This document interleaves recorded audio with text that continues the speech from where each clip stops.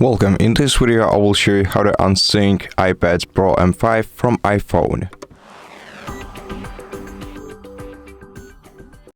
So there are several ways that you can do that.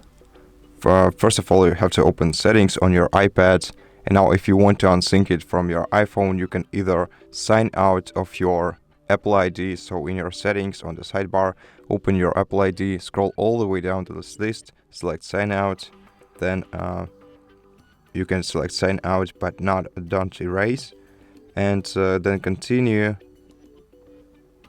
and then proceed with continue anyway. Provide your Apple ID password, and then your device will be unsynced, but you will be locked out of your account. If you don't want to log out of your account, you can stay signed in but disable specific synchronization features.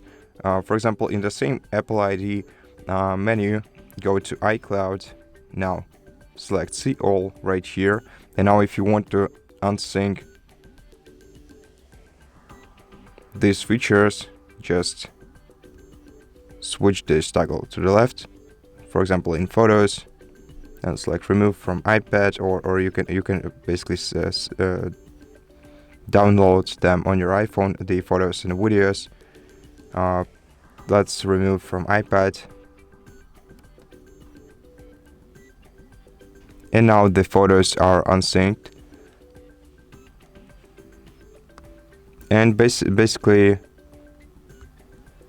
you can unsync everything in this menu just by switching these toggles to the left.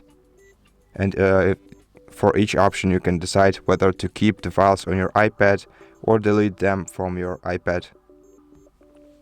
So that's basically it.